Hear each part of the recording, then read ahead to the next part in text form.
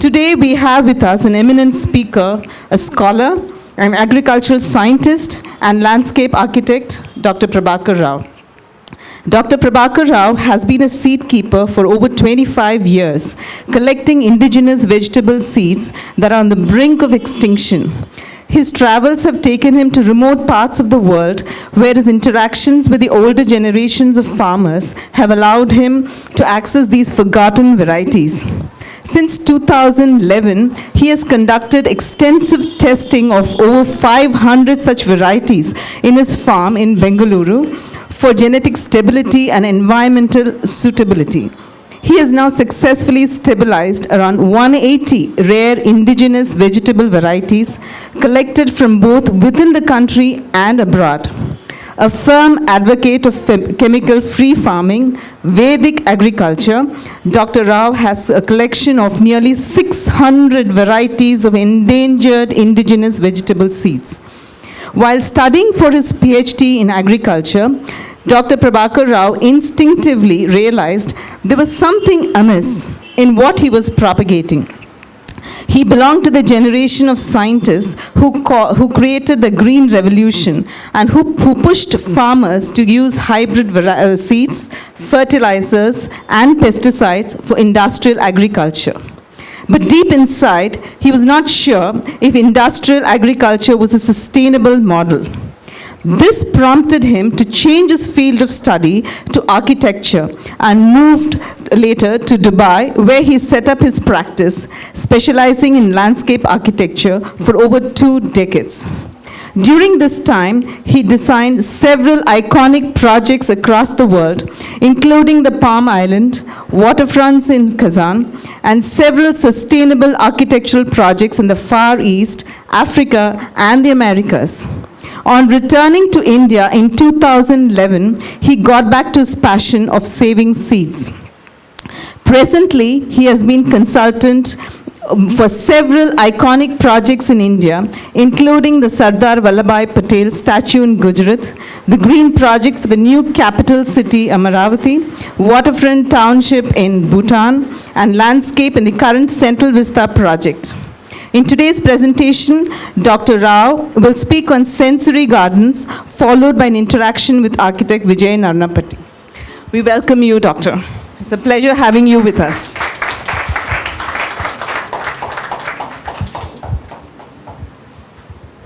Good evening, everybody.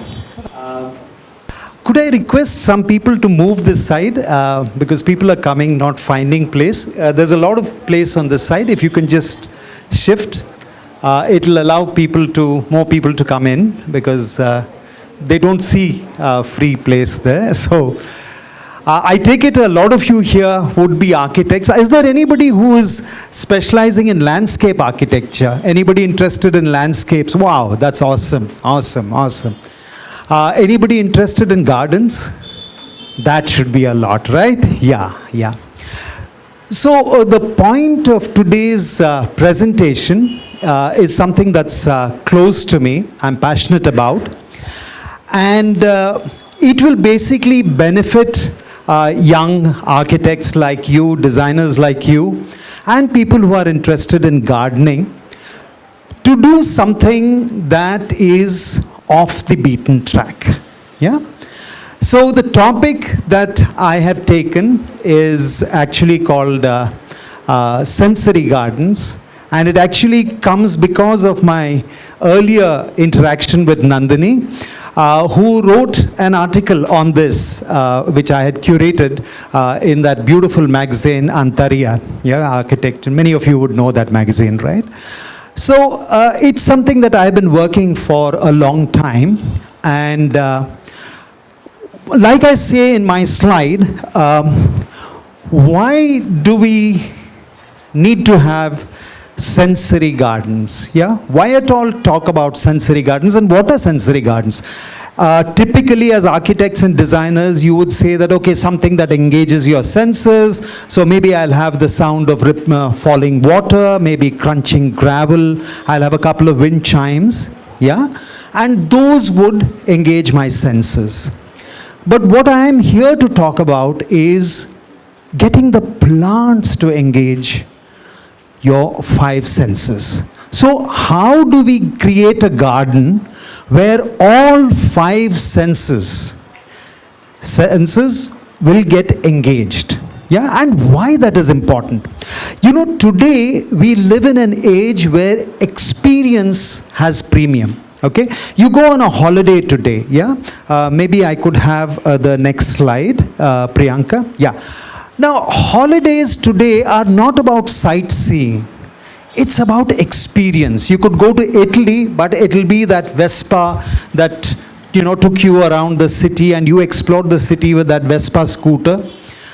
That's an experience, yeah? You walk up to the pulpit rock that was made famous by Mission Impossible, that movie. In Norway, you are seeing sights, of course, but what you remember is experience, yeah? Similarly, you might have a champagne breakfast after an air balloon, ride across the safari. It's that experience. Similarly, you might go to Morocco and you might dwell into dyeing textiles, yeah? That's an experience. Today, people pay for experience. People don't pay just because something looks good, but they will pay if it gives them an experience. And that is why I think we need to rethink landscape architectural design from transitioning from something that's purely aesthetic to something that becomes experiential. So today, if you see landscape architecture in India, a lot of good landscape design is driven by the hardscape design. So you have very nice grids, you have got lines that flow, interact, you create the geometry, you create the grids, you have a palette of hardscape materials, you have granites and you've got slates and quartzites and whatever, and then you have some water features and something, but you are creating the garden experience to an extent by use of architectural design and landscape, architectural design and hardscape. Yeah, it's the hardscape palette, how you have your seating and lighting and all this. This is what today in India drives architectural design. What I am here to talk about is, can we look away from this and get the softscape to create the experience? And that is why I think this session will be of interest to youngsters like you, because architects get very frustrated when it comes to the execution of landscape, because ultimately they have to depend on that vendor, that contractor who plants. Yeah? And most of the time you have something in mind, but that contractor will say, this is only, sir, idu matra illi beliyodu. This is all that will grow here. And you say, okay, I will make do. Yeah? But it's always a challenge. Yeah. So what I am trying to convey to you here is that there is a rich repository that we can dip into, especially blessed with the climate of Bangalore. There is so much that architects here can do that can dramatically change the value of your garden. Yeah? So if the next time you have a client who says, I want something different in my landscape, think about making a sensory garden for him. Yeah? Let's go to the next slide. So of course, all of us know what the five senses are, but what is interesting is, in today's landscape, what percentage of that softscape drives these five senses? And if you look at a sort of a very rough distribution, you will find that 90% of the softscape is visual. So it's the same allamanda and galpemias, and you got your acalyphas and eranthemums. It's the same palette. It's just, something that looks pretty and something that will survive, hopefully. Because all landscapes, when they are planted, look spectacular. It's when they are 4 to 5 years old that then you really see how sustainable they are. Yeah? So 90% is driving only your visual. And as I said today, people are not satisfied with just visual. They want experience. If you look at fragrance, About 8% of the softscape caters to fragrance. Yes, we will have some jasmine, we will have a night queen, then we will have some,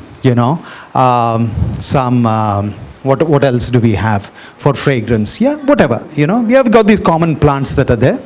And then we will use that for fragrance. Yes, roses, somebody will put roses as well. Yeah. And, we hope that that is sufficient for taking the sense of smell. Only about 1.5% of the softscape in a landscape today caters to taste. So you may have one or two plants which can titillate your palate. Yeah? And that too very, very hesitantly. It's not something that the landscape wears proudly and says, come and taste me and get an experience out of it. It's something that's tucked away, and hopefully if no insecticide has been sprayed on it, then somebody is going to put something in their mouth and say, oh wow, this tastes great. Yeah? So very little. Touch. When it comes to touch, somehow we have this thing that plants are meant to be looked at, enjoyed, photographed, but not touched. Yeah? So this is that famous board, it's a subliminal conditioning. Do not touch. That board which used to be there in all Lal Bagh, Cubbon Park and all that, do not touch. So it's deeply ingrained. So you don't touch. So only about 0.5% of the softscape palette today is dealing with touch. And hearing, softscape as a means of touching your sense of hearing is almost non-existent. Yeah? So this is what we would like to reverse, because we want all this to be a nice 20%. If you have a garden where all these get addressed, equally, then you will have a very powerful garden which your client will be excited about. Tell me today, we have developers, yeah? Every developer wants to create something new. Right from maze gardens to, water gardens to Zen Buddhist gardens and rock gardens. They want something new, yeah? So this is something that you can think about and say that, hey, nobody has done this. This is something that I can bring to the table for you. Yeah? Next one. Now I have given these plants. Now all these plants are extremely hardy plants. If you grow them, there is very little you can do to kill them. They will grow because they are highly adapted plants. Most of them are highly indigenous plants. Yeah, the first one is what we call the gulganji. Yeah, these are beads, and these beads are very special because they used to use that to weigh gold at some time. Yeah, all the beads would have exactly the same weight. That's something very special about this plant, and it used to grow in vacant lots. Like where I grew up in Baswangudi, if I went towards Chamrajpet, in vacant lots, actually Gulganji creeper would be there. You could actually pluck this, and we used to pluck this and have games. We used to play those games with seeds. Yeah, it's something that's very interesting because when the wind blows through that, it makes a rattle. It's a very interesting sound. Yeah, so now you see that I am started where we had zero. Yeah, and I'm trying to show how we can create a sensory experience if we look at plants like this. These are indicative. I have a huge repertoire of such plants, but I'm just giving you something that you know. The second one is Cassia fistula, which all of you will know. It's the amalthas in North India. And it's the one that gives these beautiful showers of, it's the Indian laburnum, yeah, the yellow laburnum, the Cassia fistula. The people from Kerala, it's very special for them because during the festival of Vishu, all the trees will be in full flower. You get these lovely showers of yellow flowers. But the pods make a very interesting sound. They make a very interesting sound like an Indonesian wooden wind chime. It is something that gives a sensory experience for your garden. You've got the Philostachys, which is the sort of a hedge bamboo. It's not one of those very big bamboos, but it's a wonderful bamboo. And in fact, the two pictures that I started the presentation with, both of them are sensory gardens, and most of the plants I'm discussing were used there. So it's very interesting because all of us know the sound of wind when it flows through bamboo, right? We know that, yeah. Okay, that's something that. But Melaleuca is a plant that looks like a spruce, like a pine, yeah. But it's one of the hardiest plants. It's a plant which will even grow in very saline environments, yeah. And it's a very hardy plant, but it's got these nice feathery, leaves, and it's got that lovely lemon yellow color to it. But what's very interesting is it whistles. And I will show you what that experience will sound like, yeah? And then you've got this acacia, and you would wonder why. This plant is very similar to the Calliandra. Calliandra is a powder puff plant, which is very similar to the Callistemon, which is the bottle brush. But it's very similar to powder puff, yeah. But it's a native, yeah. It's a native species. Bannerghatta forest, if you go, you'll find plenty of these, yeah, growing. But there's something very interesting. These pods will burst, and when they burst with a fierce crackle. So if you're sitting in the garden and you have one of these plants which are fruiting, it's a very interesting, it's a very engaging experience. I mean, I've seen people, especially children, sit with intent, waiting for that next explosion to happen. It's very, very interesting. If we can play the next slide, I have a little video that I've sort of put together, and this shows various sensory sounds that one can experience. You can play that.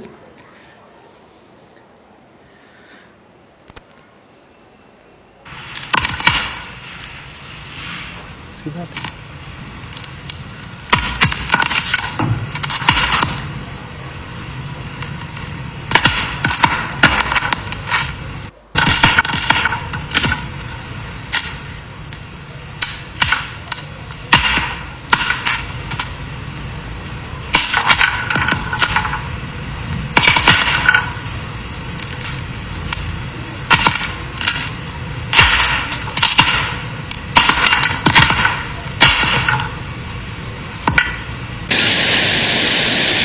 The bamboo.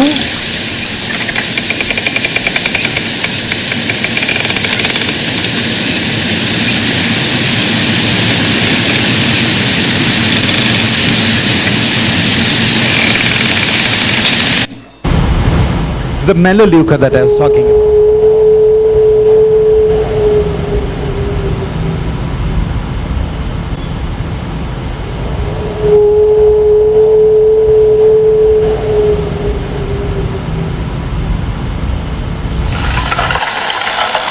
This is the Cassia fistula.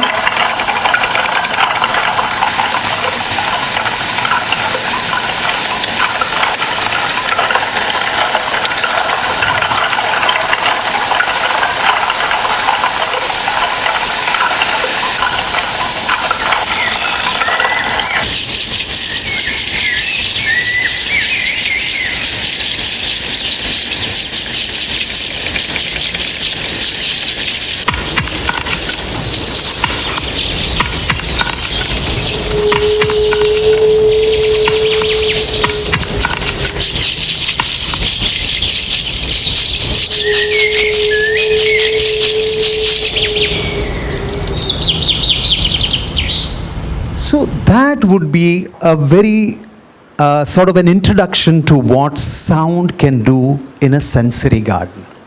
So when you use plants like those that I'd said, it extends the interaction between the user and the garden through the softscape. Yeah? Now we come to textures. Yeah? Now textures are very, very important, especially when you have a garden that is maintained using the principles of natural farming, not chemical pesticides and chemical fertilizers. But if you're doing it the the chemical-free, sustainable way, then these are the plants which you can happily use for people to interact. So we don't have that do not touch. Yeah? Please touch. Please enjoy. Please interact. The first one is the aloe vera, which quite a few of you are familiar. I mean, most of you would know. But the beauty about this is a plant you can touch, you can break the leaf, you can squeeze the sap, put it on your skin. It does wonders to your skin, trust me on that. And it is a plant that you can interact. It's a very, very hardy plant. Even if you don't water it for weeks on end, it will still survive. In fact, all the plants that I'm showing you here, you will have to try very hard to kill them. They are that hardy. Yeah. The Stachys byzantia, that is what we call the lamb's ear. It's one of those very furry kind of plants. A wonderful ground cover as well. Yeah, it's nice in planters to have this where your hand is at ready reach. So approximately around 600, 750 height if you have a planter somewhere in your landscape and you plant this, trust me, people will come and touch it. And they will remember that experience. They will remember because it's such a wonderful thing. It's like velvet. Yeah, and you touch it, and it's a very beautiful feeling, and that is a sensory interaction. Penicetum, everybody knows. Yeah, it's vastly used, but again, it's an interactive plant because children especially love to put their hands and pull those seeds. And it's a good thing because after that they'll throw the seeds will get dispersed, they will grow somewhere else, right? It's again a way of interacting. Yeah. Now this one, Plantago is a wonderful plant. I don't know how many of you youngsters know something called a crepe paper. You know, in our days, we used to have something called crepe paper with which we used to make a lot of flowers and things like that. So it's a color paper, but it's got a very crepey feeling to it. The leaves are like that. They are like crepe paper to touch. Yeah, and Plantago is a very interesting plant because this is the plant that gives isabgol. Yeah, isabgol is one of the things which elderly people use, to help their digestion. Yeah, it adds roughage. It's a very healthy product. Yeah, so if you are suffering from, what they call the lazy bowel syndrome, then Plantago is the plant from which that isabgol is produced. So it's a plant that if you have that plant, you feel like, trying to fold the leaf, trying to feel the leaf. It's a very hardy plant, extremely hardy plant. Bottle brushes we know, but it's a great plant again for people to interact because just holding that flower in your hand, it's a very nice feeling. And that is a sensory experience of touch. Zoysia grass again, many of us in Bangalore use this in our landscapes, but it's an excellent place for children to just roll around. Yeah, instead of giving them sand pits, this is a great thing to give them because they love it. It's got that nice spongy, slightly pokey texture to it, which is wonderful. Yeah, so you have a sensory experience. And then in landscapes, sensory landscapes, I always insist that have one planter somewhere where you have this touch me not. Yeah, it's a weed actually. It grows wild. Yeah, but it's an extraordinary plant to get people to interact. Forget children, adults will spend a lot of time touching one, watching it close, touching one, watching it close. So every time you touch that leaf, it shuts. Yeah, everybody knows this plant, but when you make it a part of a sensory garden, then it becomes an experience. Yeah, and that's what we are here to sell, the experience. Next one. Yeah, so now we come to the edible plants. Yeah, and most of the plants that you see here, not most, all of them are very native to this region of South Karnataka. Yeah, they grow profusely anywhere, and like I said, every one of these plants you'll have to try very hard to kill them. Yeah, first one is your common onion. You will be surprised how delighted people will be when you plant onion in the midst of a landscape. It looks beautiful, and from even after 4 weeks of growth, people can nip and put it in their mouth, and they'll do it. They just love that plant. Yeah, it's a great plant to have. Bacopa moneri is our Brahmi. It's an excellent ground cover. For people who are fed up with using lawns and these things, high maintenance things, you should really try Bacopa moneri. Yeah, it is the Brahmi, and the beauty about this plant is these leaves are very special. My grandmother, who used to grow them, every time the children ran around, she'd pluck 2 leaves every day and push it down her grandchildren's throats. She'll say it'll make you intelligent. Yeah. So we all grew up eating that Bacopa moneri. It's a very, very useful plant, greatly revered in Ayurveda, and it is an excellent, what they call, it's very good for reversing or slowing down neural degeneration.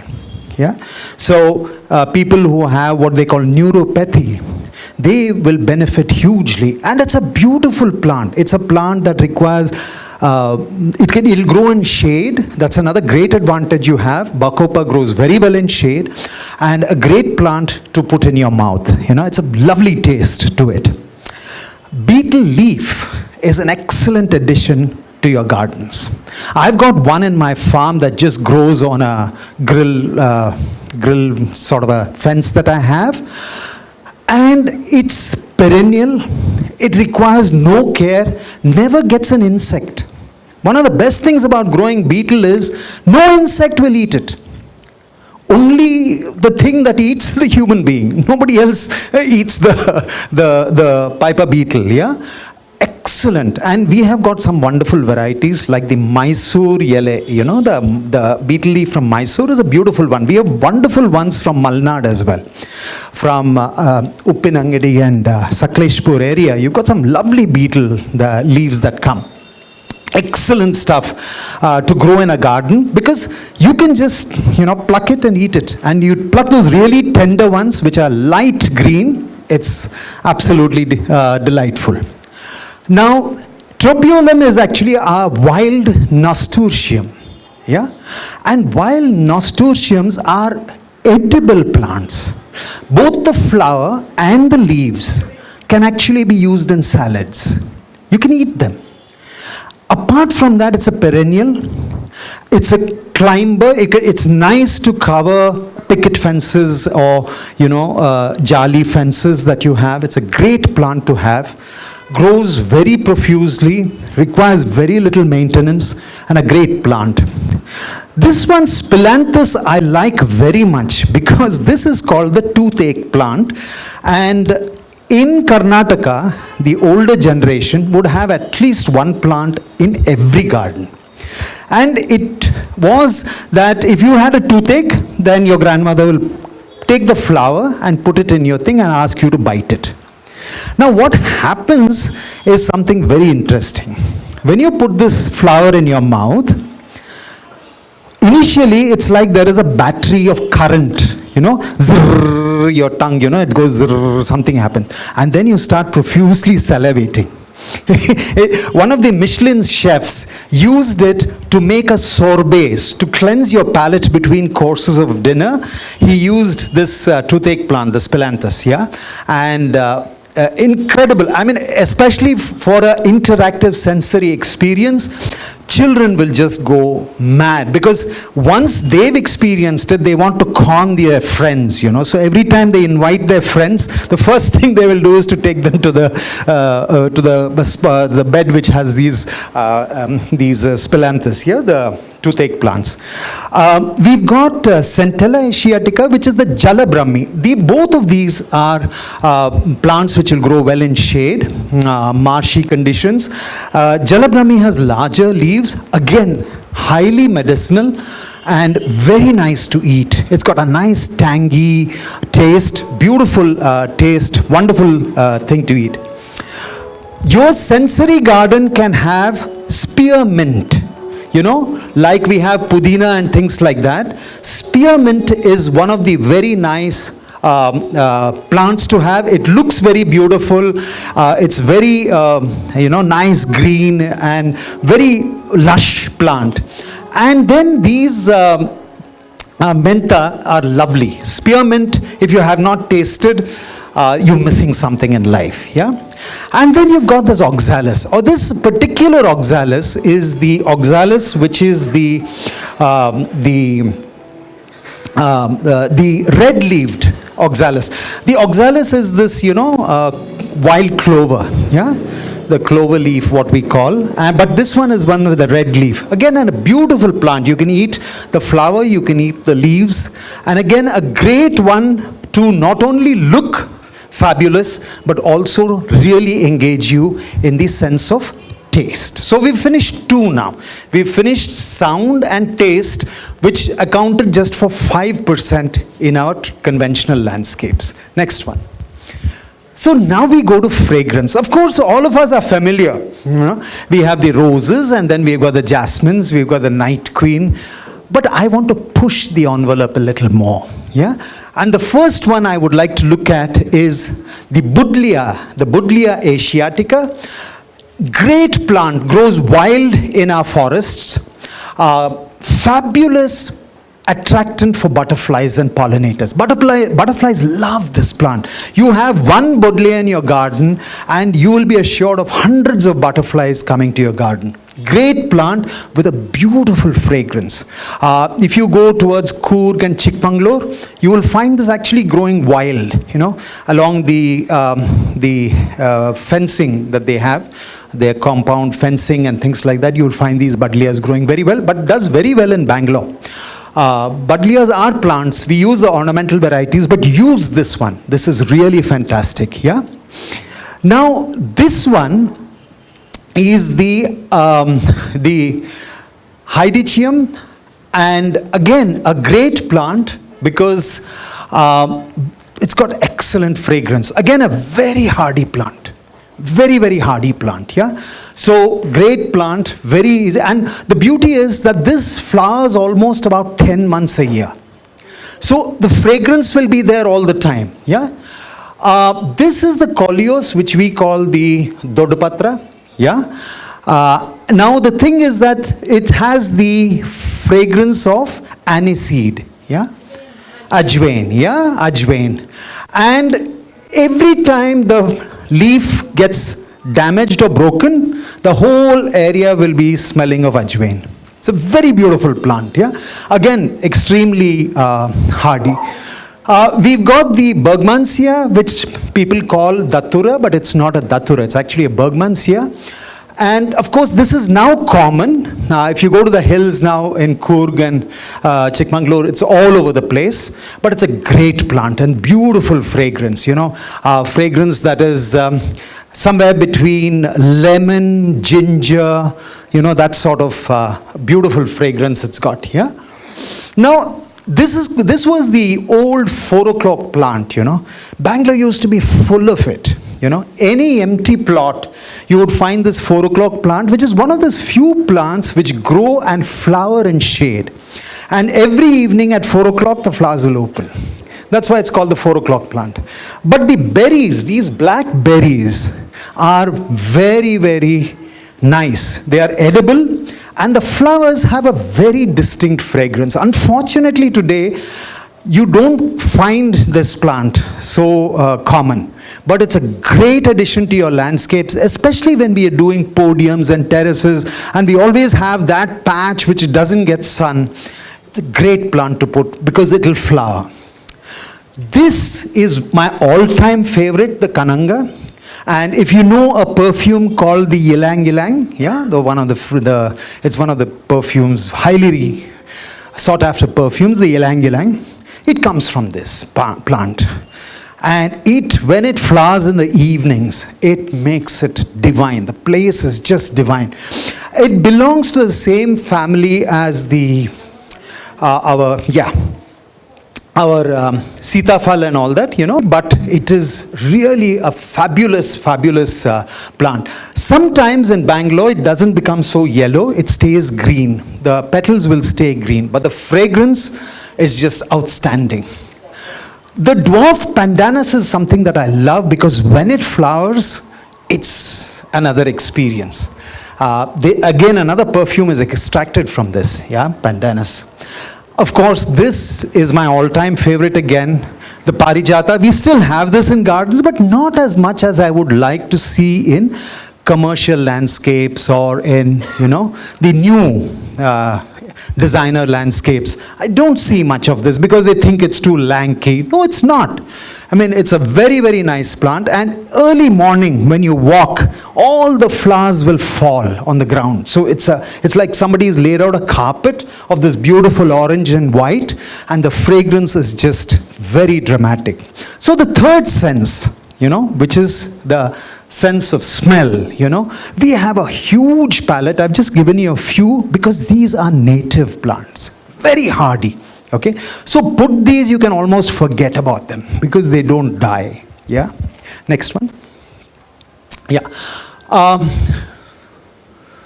so we come to the sense of sight. Yeah, now of course we have a lot of plants which people say are beautiful. Yeah, I mean, sure, our alamanders look lovely. Our quisqualis creepers look lovely, roses look lovely, but all of these require maintenance.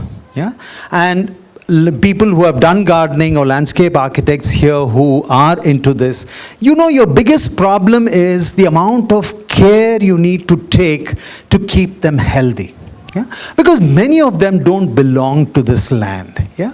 They all came in from somewhere and, sort of got themselves in, naturalized, but they don't belong here. What I'm showing you here are plants which you will find even today in the wild. If you go to our scrub forest, not even to the Western Ghats, even if you go to our scrub forest like Bannerghatta or Nandi Hills and things like that. Now, for example, the asparagus racemosus. Yeah, it's a beautiful plant. You cannot kill this plant. Yeah, and when it is either in flower or it is fruiting, it's very dramatic, very, very dramatic. Yeah, and once in 2 years you can actually take out the roots. Yeah, you can use the roots for cooking and then put back the divided plant and it will grow again. Yeah, this is our and this plant, like. It is actually, all these plants that I'm going to show you, they are our native plants. They are recorded in our literature. If you go through a text called the Vriksha Ayurveda, or you go to Charaka Samhita, all these plants are recorded there. Yeah, this is Shatavari. And Shatavari is a very important Ayurvedic medicine. Yeah, and it's used for a lot of things like rheumatism. It's used to calm your nerves. So many things. Yeah. Matsyakshi is your alternanthera. Yeah, we do have some alternanthera in our landscapes, but not as much as I would like to see, because again it takes semi-shade very well, and if you just keep trimming it, pruning it, or like you mow a lawn, if you take away the tops, it's a perennial. As long as it doesn't flower and seed, it will grow as a perennial. Yeah. So it's another great plant. I love the color, I love the texture, but more than anything else, if you take these leaves and you boil them and take that juice into coconut oil, it's supposed to be one of the best hair oils that you can use in your life. In fact, in my grandmother's days, her hair oil used to be made from this. Yeah, they used to make hair oil out of this. Now the Ishvara Bali, this is the Aristolochia. Aristolochia is a very dramatic plant. You have this in your garden, people will stop. Yeah, because its flowers are very, very different, and the beauty about it is right from the flowering stage to the seed pod, it holds your eye because it's attractive. Even the seed pod is like a beautiful basket. Yeah, it's like something you can put something and gift somebody. Yeah, and these are fairly large. They are not very small, and the flowers are very dramatic. They almost look like orchids. Yeah, very dramatic plants. And Ishwarabali is one of the things that they use for as a sedative. It's for people, who are hyper or get very irritable, excited. So Ishwarabali is one of the ingredients in Ayurveda. And these are all listed in books that are 2,000, 4,000 years old. They are our plants. They are our heritage. And that is why I think they need to be revived in our landscapes today. Apart from giving you all the sensory experience, these are plants which represent us. Yeah, this is our DNA. Yeah, the clitoria, which is the blue tea. I don't know how many of you know blue tea, but if you take this flower and put it in hot water, you get this beautiful sky blue tea, and made very famous because I think all the Shah Rukh Khans and the Kardashians drank it, and they said it made them look younger. So in Bombay, if you go to the Bandra Cafe, you get 400 rupees a cup of this. But this is a wild creeper. It grows wild. But it's one of the most beautiful, and it's the Aparichita. In our Ayurveda, we call this the Aparichita. It's a great plant because it's so full of antioxidants that it is considered to be contributing to anti-aging. That's why the revival of the thing. But otherwise, we've known about this plant for years together. Very easy to grow, extremely hardy. It will not have one insect on it. Not one insect you will find on the clitoria, on the Aparichita. Now the Rauwolfia serpentina is actually our plant. And this was the first plant that gave, now Sarpagandha, the first plant that was used for reducing blood pressure.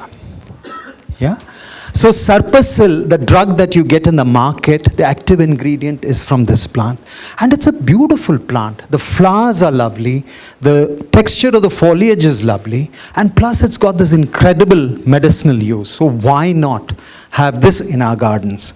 Similarly, you've got the Dattaki, which is the Woodfordia. Again, picture doesn't do any justice to this plant. It's a beautiful Ayurvedic plant. And where do you get these plants? You will get these plants in the Ayurvedic nurseries. There's one at the Bangalore University, which is a very good place to start. But that's where you would actually find these plants, unless you went to the wild and picked them up. But you would find these in the Ayurvedic nurseries. Now, Woodfordia is a beautiful plant, yeah? It's especially when you have kidney problems, kidney-related problems, liver-related, anything to do with fatty acid indigestions, or that's a great plant to have. Now you got this one which looks like a jade plant. It's not a jade plant actually. It's actually, it's called the Mansevil in the Tamil because it looks like the ear of a doe, a deer. A deer's ear, the animal deer. It looks like its ears. But again, a great plant. It's like aloe vera. You can't kill this plant. And it's a very hardy plant in our landscapes. It looks gorgeous. It looks beautiful. And the operculina, yeah, the operculina is called the Trivrit, yeah, the Trivrit that in our Ayurveda. Again, a very, very interesting plant because it has beautiful white flowers, yeah, very large, stunningly beautiful white flowers.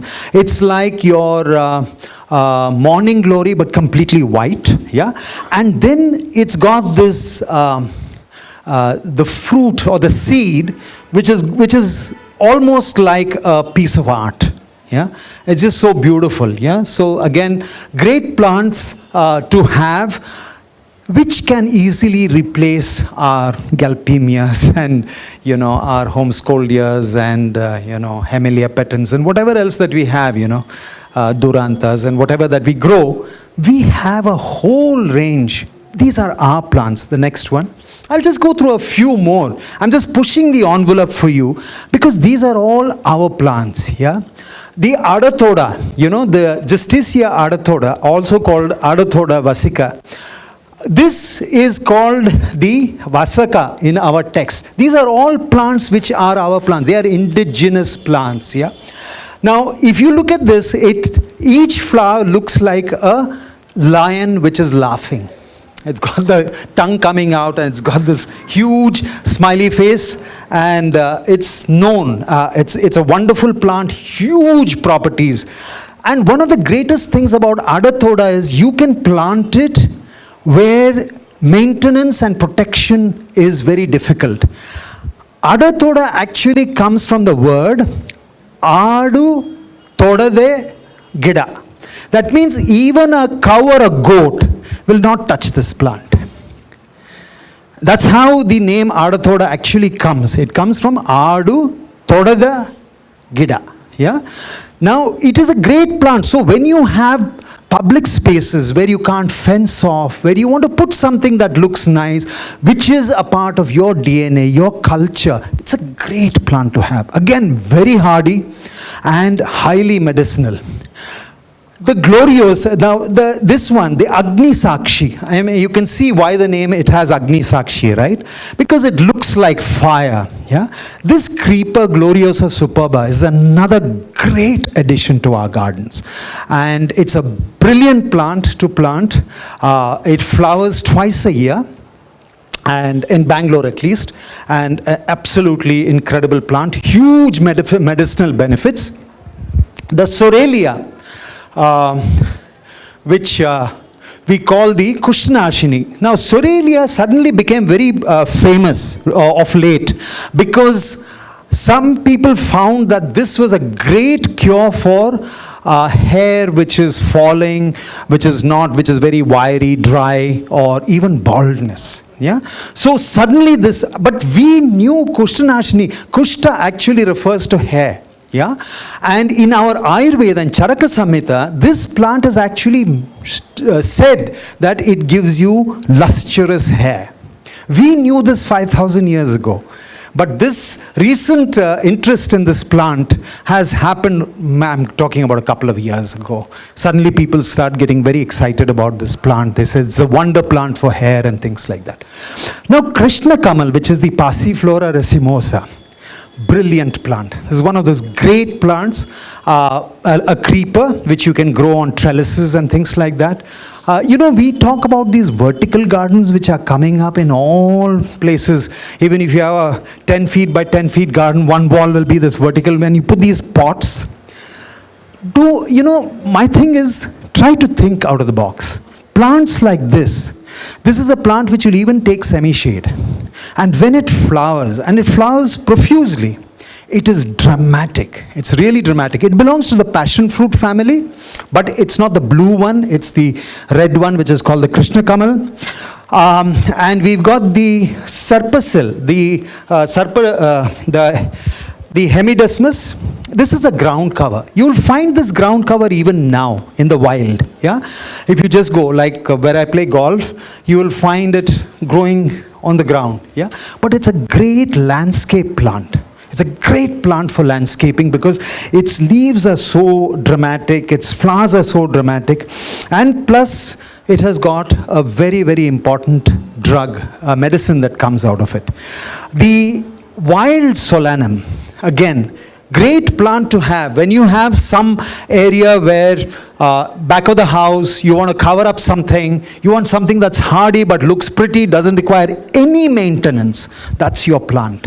It's got this beautiful blue flowers, and then it's got these berries which go from green to red and black, and the flowers, the leaves are very interesting, nice height it grows to, and will require zero care.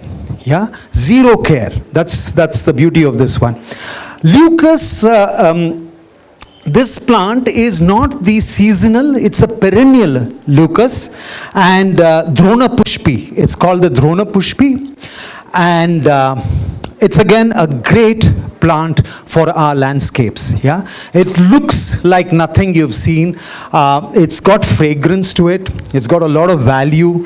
The leaves can be chewed, especially if you've got. It's got these, what do you call this, hypoglycemic property. If you are diabetic, then it's a great plant for you. Costus has started making appearance now in gardens. I'm very happy about that, but I still thought I'd bring this because this is Kemuka, and Kemuka is again another plant which controls blood sugar. Yeah. Now, what I mean by this is these are all plants which have been recorded in our texts at least 2,000, 3,000, 5,000 years ago. Vriksha Ayurveda dates back to Krishi Parasara, and that is like 5,000 years. Yeah. Now, these are listed there. They have the names were given there. And Charaka Samiti has gone into great descriptors of exactly what the plant is, what is its dosha, what does it do for you, how to grow it, all things recorded, you know. We as landscape architects, we need to redefine what we use in our gardens. Yeah, when we have such wonderful palettes available to us, why are we really killing ourselves growing things that were never meant to grow here? Yeah, we are always struggling, you know, put bavestine, put chlorophyrifos, and then you put phorate and this and that. I mean, why are you killing yourself? These plants don't die, you know, and they're so beautiful. And more than that, they represent us, they represent our culture. So one more slide. Now both these are sensory gardens. Most of the plants that I've described here come from here, are there, I mean, in this design. And you can see, they're pretty. One is a terrace and one is a podium design. And it looks pretty, but they are our plants. And they will touch all your 5 senses. Yeah. So with that, I close my presentation. I hope you all enjoyed it. So if anyone wants, yeah, thank you.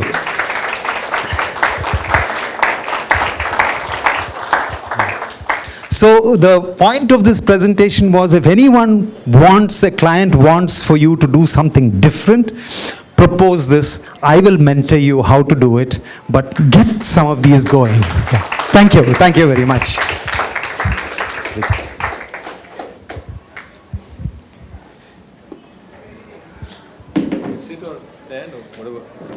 Yeah, but no, I'm fine. I'm fine. Thank you.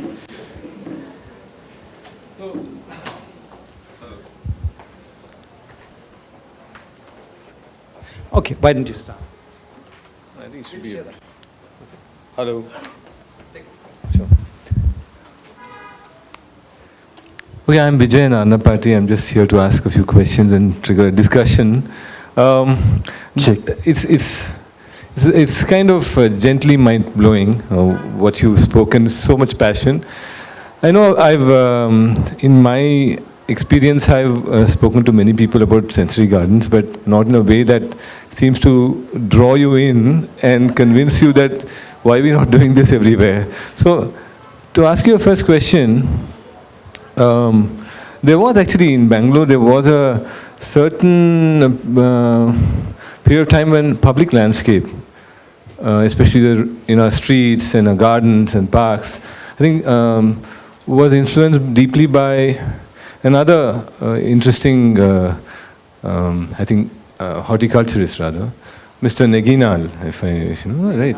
Right. So there the choice was to, do sometimes decorative landscape. So one street would become all pink, and another street would become all green. And I'm so bad at these names. I'm sorry very much. I just can't, remember these names. But at the same time, it started giving character. So there's a visual landscape, right? So the gardens, of course, we have Lal Bagh. There is a deep, interesting difference from, say, Cubbon Park, which Lal Bagh is a botanical garden. So we have all these different interesting traditions, recent traditions, not the deep traditions that you're talking about. So what, how would you now change our approach to, I know you still talk about sensory gardens, but suppose you had an opportunity to repopulate and slowly define what is grown in Cubbon Park. First, would that be right, given that the fact that it was designed as a particular kind of landscape? Second, because people want to go there and experience the space, it makes sense to make it sensory. But would you then bring, what kind of a transformation would you bring to a place like Cubbon Park? Just as a hypothetical question. Sorry. Okay.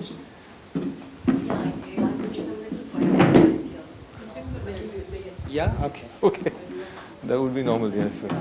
All right. Is the question okay? I mean, Yeah. Cubbon Park is something that I would shudder to touch, to be honest. Because why do you say that? I mean, first. I would have to just, say why. Because you see what happens with the colonial landscapes anywhere in India. Okay. The colonial landscapes were done with a certain philosophy. There was an underlying philosophy, there was an underlying principles that were used, and they were meant to cater to a certain functionality and purpose, right? Now, Cubbon Park is one such garden. The one that the controversial one that I am working on is the Central Vista, and if you looked at Lutyens, there was nothing wrong with what Lutyens had envisaged. And today, what we are trying to do is to sort of really revive that vision which he had. Now, what happens after we took over these gardens post-independence, we didn't really understand what they wanted, what their vision was, what their principles was. Lutyens was a Freemason. And he has so much of hidden sacred geometry in his garden. It's fascinating, how much of sacred geometry there is in his gardens.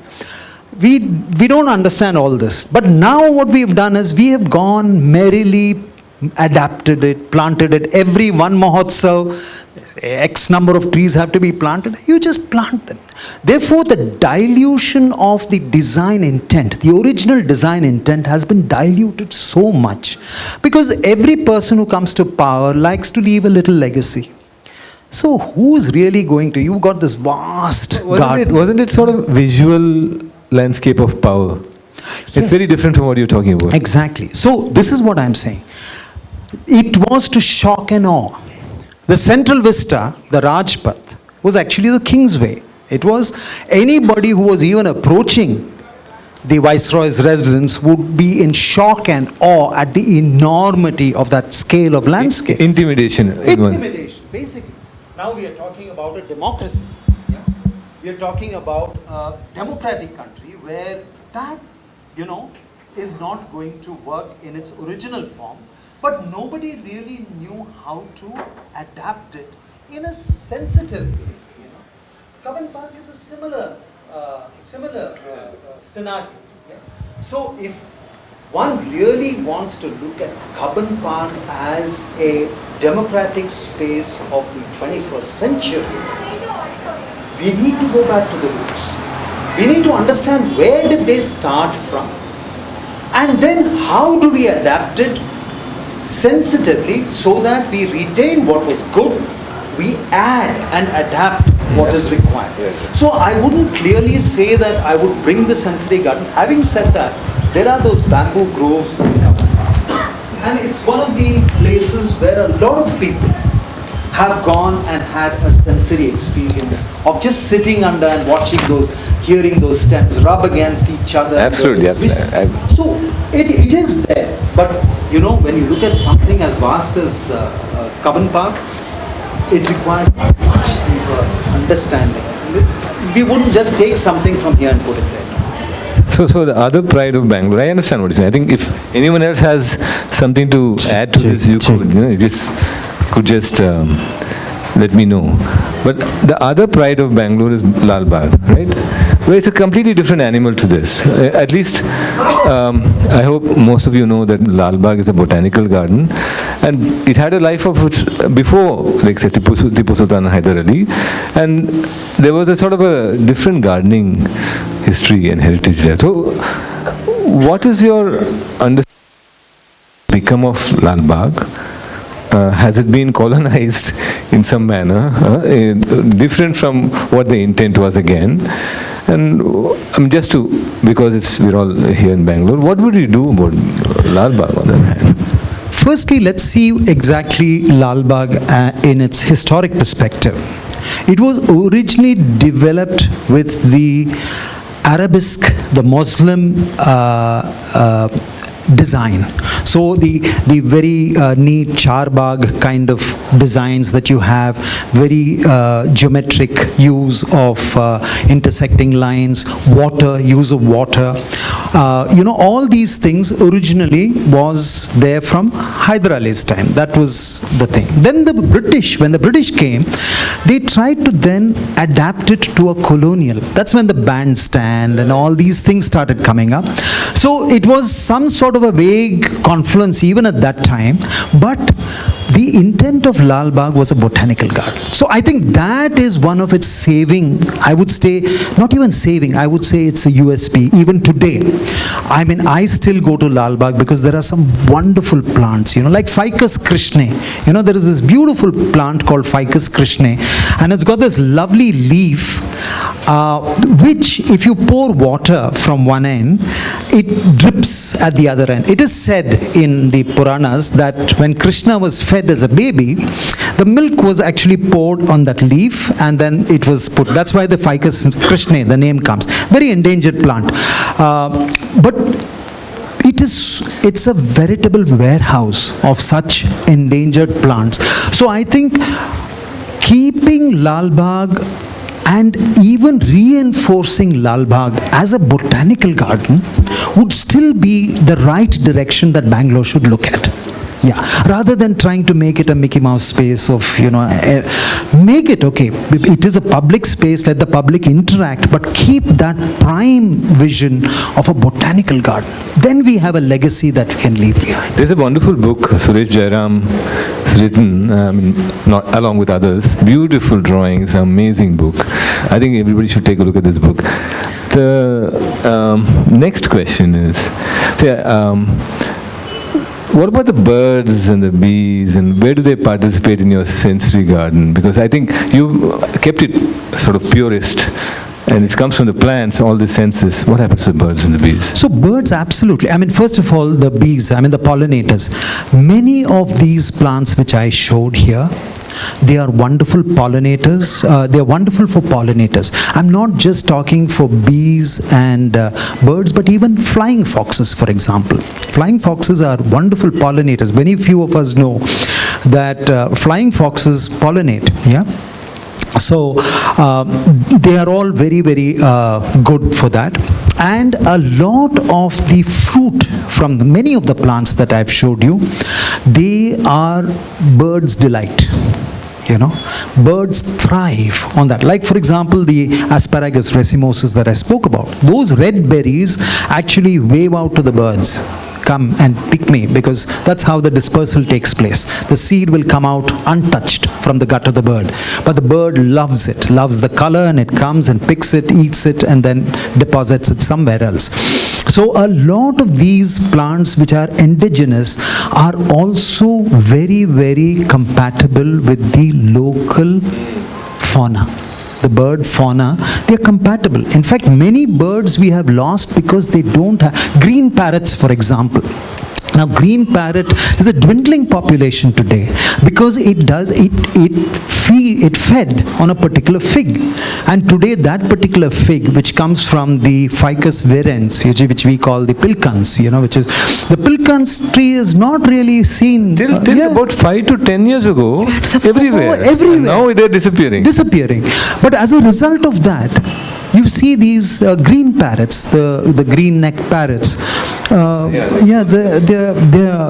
disappearing. COVID has helped revive some. Absolutely. And the one plus point that we have is that the birds have made a comeback to the city. So okay. The sparrows. I am so thrilled and my little garden is seeing such strange new birds, and again I'm sort of name blind to all that. I can't call what bird would. Now that's a good point of view. That's also there. We've got more time to stand and stare. So, as an extension to this, and I'm reading a book by Khasi. It's a very fat book. I thought I can't finish it, but it's a very engrossing book.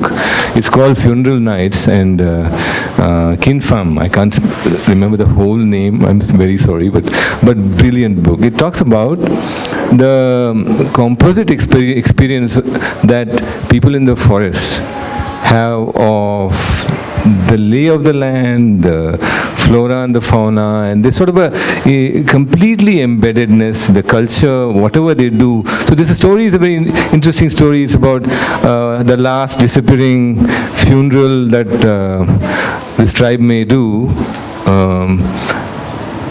They would keep the corpse for months because then eventually they'd want to throw a big banquet.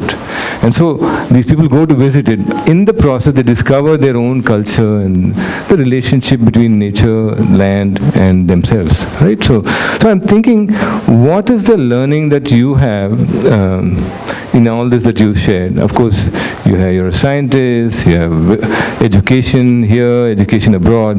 What is the learning process from people who are embedded in the forests and nature? Yeah. What have you learned from them?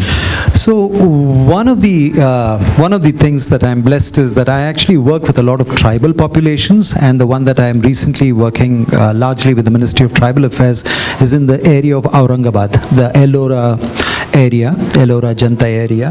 We are working very closely with the tribals there. Now, very interesting, I am also mentoring a project which is the Indrani River waterfront in Pune. It's in the outskirts of Pune, and this is a river which is being revived. And you know the experiments that happened with the Sabarmati River. It's all concrete. It's a concrete drain, So ultimately you did something, you created a public space, but at what cost? So this time we said that we will not have concrete, and this will be done actually with all earthen embankment with softscape and trees giving the reinforcement, not steel and concrete. So this was the general driver for this particular project. So when I started to develop the palette, the planting palette for this for this project, I was very curious because suddenly I saw a lot of lines showing fencing and compound and all. I said, what is all this for? They said, because if we plant, we have to protect it. Otherwise, the tribals and the local population will take it away or they'll damage it. And that's when we had some very interesting, I had some very, very proactive IAS people, the bureaucrat person there, the commissioner there, and he understood what I was saying. So I said, if I am going to plant there indigenous trees which have got value, which the locals can collect. They can collect the seeds, or they can collect the leaves, or they can collect the fruits, and it gives them an income. I said, we will get them to protect the tree. And therefore now this entire riverfront is being populated completely with indigenous medicinal species. Much like the shrubs for the gardens that I showed you, we have a lovely palette for the tree species. We have beautiful varieties, all ancient. 5,000 years ago, the descriptors are there in our books. So we have these trees, and the locals know these trees. They know that today they don't get any income because all the trees are gone. But they remember that these trees were giving them income. They once kept their tribes alive. So when you start dialoguing with the local population and telling them that we are going to bring these trees back here, you are going to be the stakeholder who's going to look after it. Then you've got a win-win situation. Then you're not, it's not like I'm cordoning off. Now this is my land and now you stay out of it because this is going to be a place where I'm going to come for walking in the morning. That doesn't work. Absolutely. It doesn't work.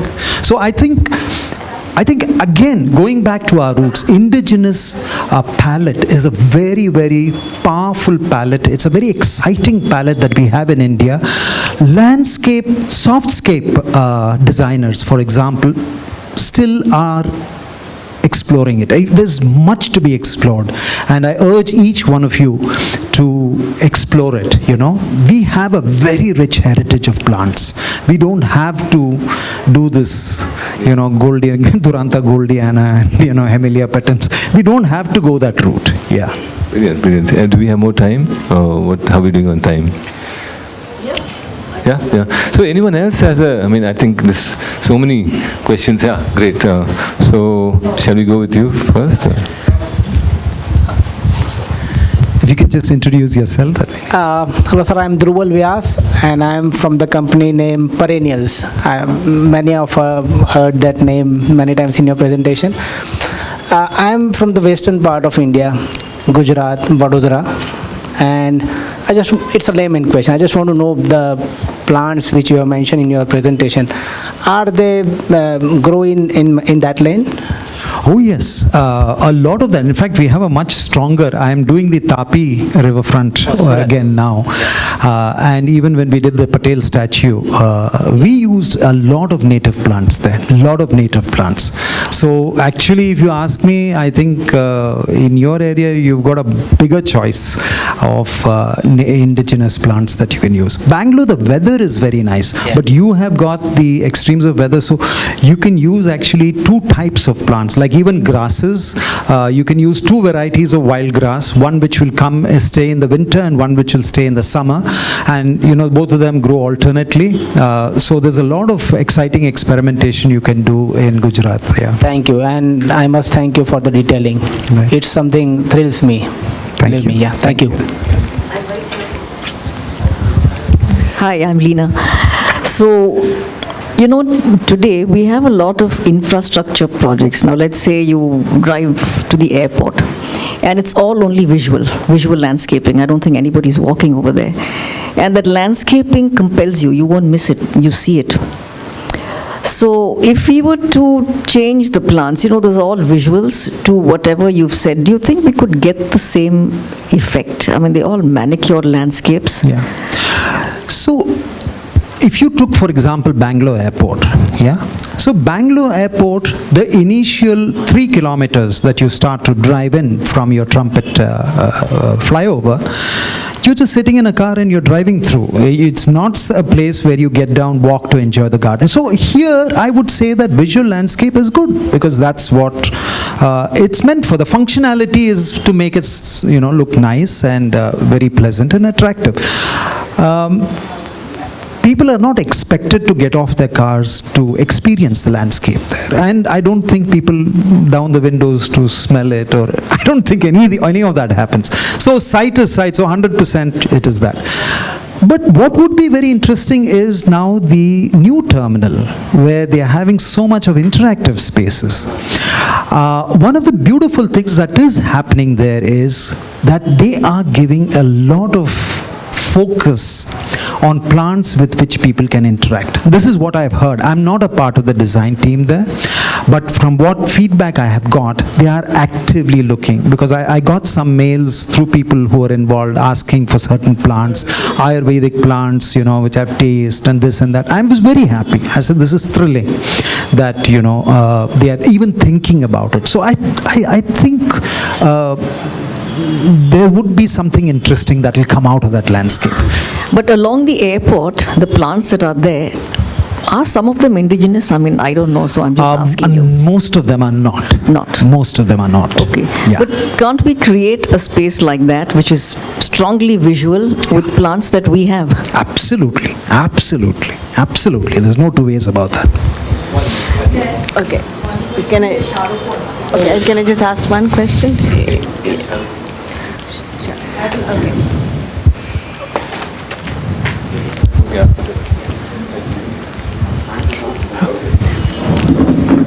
Shahrukh here wants to ask a question, and I'm going to ask it for him. The Kurunji plant, which is in Kodi, flowers every 12 years.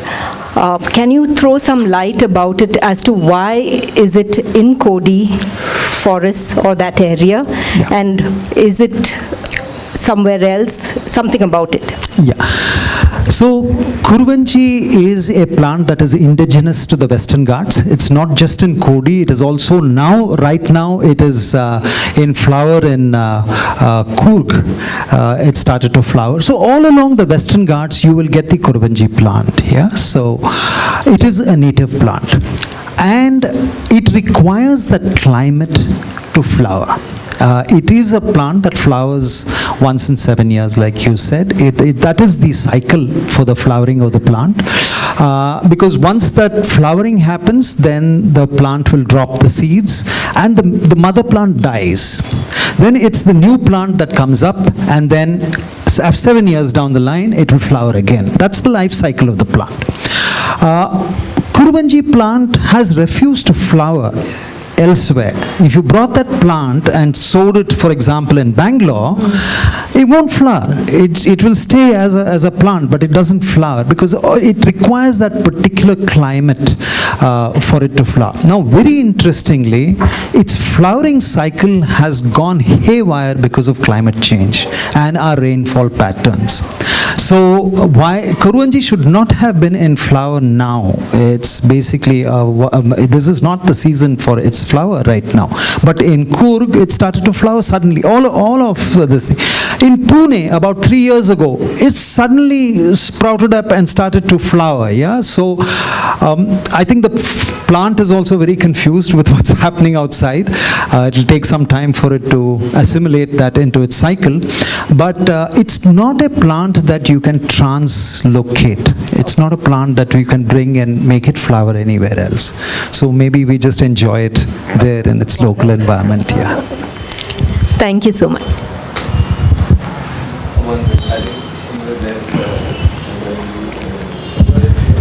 Hello, sir. Yes. My name is Sindhuja. I'm studying the first semester of landscape design at SPA Bhopal. So, unfortunately, with online classes, experiencing is something I have to do on my own. So, going to the gardens and parks around and opening up with the 5 senses. So, the plants themselves and the biodiversity, it's a very good experience. Only negative common denominator is the mosquitoes. So, how do we address that? Oh, you have wonderful plants that are that repel not just mosquitoes but many of these kind of insects. Citronella, for example. Citronella is what we call the lemongrass. That's a great plant to have. We have another grass that's called the vetiver. It's one of the very vigorous grasses, very useful for erosion control. That has got very good property of keeping these kind of pests away. So we have plenty in our thing. If you go to, in fact, Nalini did that. She came to our botanical garden, our Ayurvedic garden, and that's when I first introduced her to these wonderful plants that we have, and she was fascinated because she'd never seen such a palette of plants. I would always recommend go to Ayurvedic nurseries. Yeah, there are beautiful nurseries in Bangalore. One is at the Bangalore University, like I said. The other one is near the Ayurveda College. They have a small nursery there. GKVK campus, our agriculture university, they have an Ayurvedic nursery. So start, I would suggest any landscape architect or garden designer here, make a trip to these Ayurvedic nurseries because you will find fascinating plants which can become a part of your softscape palette. Yeah, and you will find many such plants which help us, keep control populations like mosquitoes and things like that. Yeah. Hi. Oh, sorry. Oh, so, Yeah. thanks. Sorry. Hi, so my name is Shraddha. I'm an empathy facilitator and a bio-integrated artist.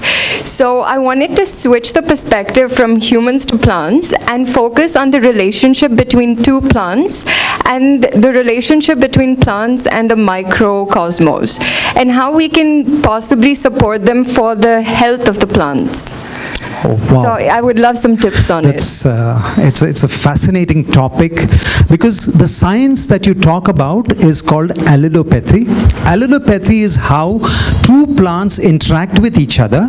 So you will have plants which are friendly to each other and plants which are antagonistic to each other, and that actually happens because of the chemical exudates that plants produce, and they keep. So it's a very interesting. Now there is a very fascinating science in our tradition, which is called Mitra Vriksha, Shatru Vriksha.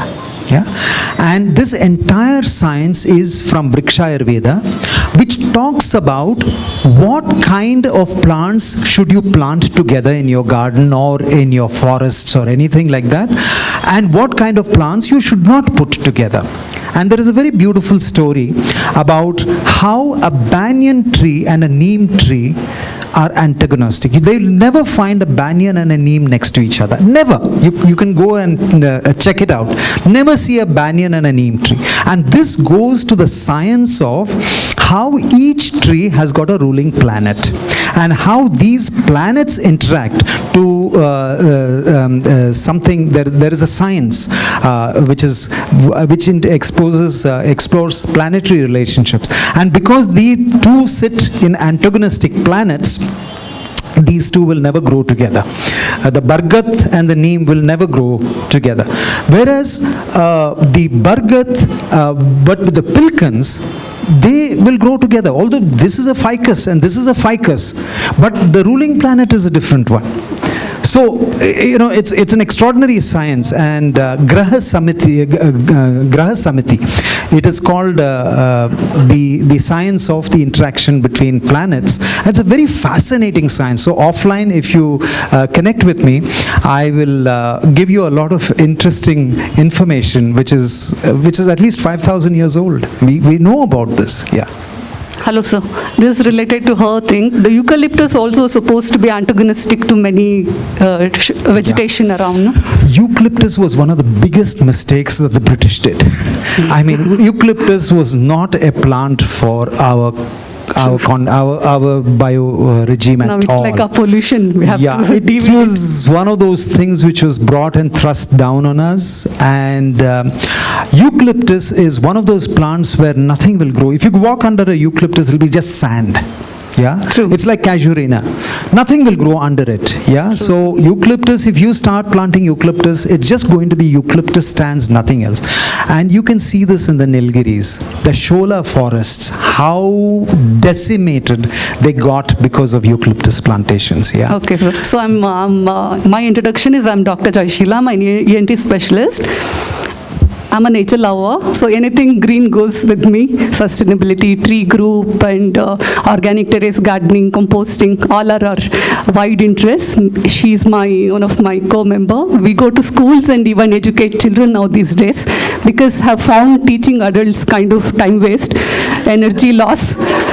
So now catching them young and even half an hour spent with them every week is something like a treasure. It's like a treasure hunt. We've been getting rich day by day, interacting with children, and they're so full of energy and they have no resistance for our whatever we say. They know that we're doing something worth, not like just putting down like why you people are waste and adults when we interact we always have a kind of fear of getting discouraged. Sometimes we may even shut up and give it off if we are not having that strength and to pull it on. So anyway, that's the green work we are into. I wanted to know when we plan a sensory garden, if it is for the hearing perspective, are we going to club all the different hearing or even this fragrance, like a chamba and a manoranjita? They all come in the same category. So are we going to distance them, or are we going to make them a club where here the particular sense is targeted? Yeah. So that's a very nice question because you're talking about how do we design the sensory garden. So this presentation was basically to just get youngsters here aware of the soft palette available for sensory gardens. But these landscape architects are the ones who design. Now, there are many principles in sensory garden design, and one of them is called very discrete planting. So what you have is you have your design, but each sense would be addressed in a different part of the garden. So one principle says that you have a sensory garden where here this is all for your nose, this this is all for your ears, this is all for, that's, then you've got diffuse sensory gardens where it's all nicely planted, you don't know really where is what, but then at every turn there is something new that's popping up, you know, and at different seasons there is different things that's happening there. So that is basically based on how you're going to design the garden itself. I was not really addressing garden design here, but I was just saying we have such a rich palette, and you as designers should look at these softscape palettes. That is what I was doing. But your question is If this it's thing. a limited space, maybe mix and match is Mix better. and match, yeah. A mix and match works in a small space. Like these pictures that you see, these are diffuse because the space is very small. Yeah. So it's a diffuse planting. So there's something to touch, there's something to taste, there's something to feel, there is something to hear, you know, and something to look at. So everything is there, you know. So Got it, that's sir. Thank you so much. And you have been an inspiration, sir. Thank you so totally opened a new world, completely different Thank you. world today. Thank you. Thank you. Yeah. Sir, I'm Lakshmi. Yes. You said about Amy Dismiss. That plant grows very slow. Nearly 1 year I am growing.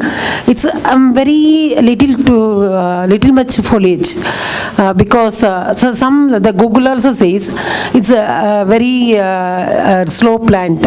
But you said it's a crop cover. It's a covering plant. Yes. So it's So, yeah. even So, that Dhanvantri Vana, Bangalore University, there also I found only 2 or 3 leaves. yes. Maybe that shade or that moisture, I don't know. Yeah. I am observing that also. Yeah. So one of the first things about this particular plant is that you should not water it. And I think we all make this mistake. We think, in fact, all the plants that I have shown, they don't require our standard 6 liters per square meter irrigation.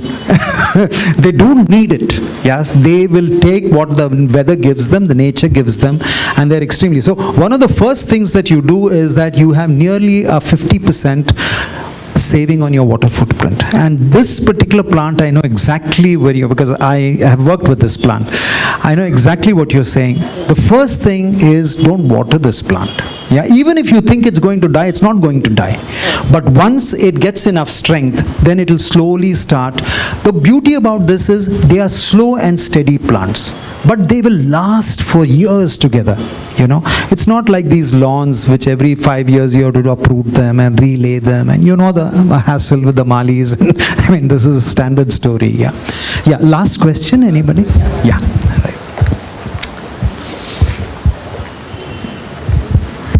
Sir, first of all, I really loved the way you explained to us. That passion was, really good.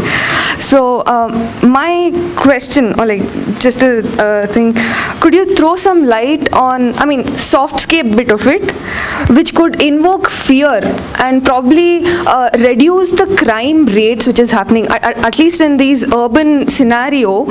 You have compound walls, you have fences, these hardscape or like hard structures which is used, but how can we use softscape to combat at least for a certain person? I mean, never thought of that in sensory gardens. I mean, but it's an interesting concept that you have.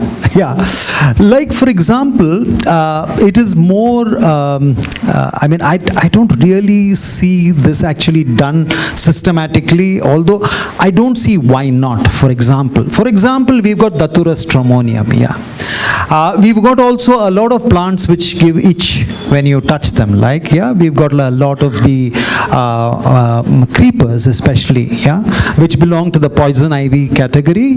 So we have got some native hedera species which cause a lot of itch. So I don't know, but I've never promoted this, but I don't see why not. I mean, maybe there is a need for something like this. So apart from the euphorbia and cacti species and all that. Yeah, so I mean the thorny ones everybody knows. Yeah. I mean, like Euphorbia splendens, for example. It's so thorny that nobody's going to go near it, right? But what if you did it with something that you don't even know? I don't know. I mean, it's a very interesting thing you've thrown. I don't see why we can't address it. No, For example, they are asking us, we're doing some projects, they want to put metal fences. Instead of that, something like this would work. So Shahrukh says, get the pepper and use the pepper spray. I agree with you, Shahrukh, on that. Yeah, I agree with you. Yes. I think it's been a great conversation. Really, truly inspiring. Thank you so much. I think, Nandhini, can you please? Okay, thank you, Dr. Prabhakar.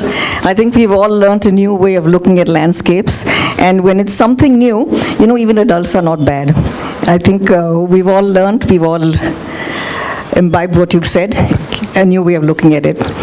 On behalf of Assocham-GEM, I must first thank IIID BRC for allowing us the time and the space to interact with everybody over here.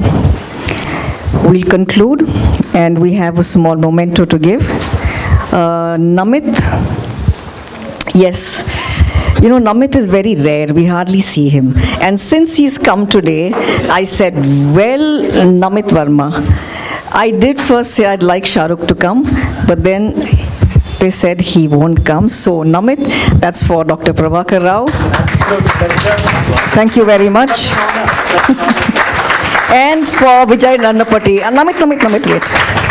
I think he's done all this. No, I think even for Vijay. So we have to get Vijay, Namit.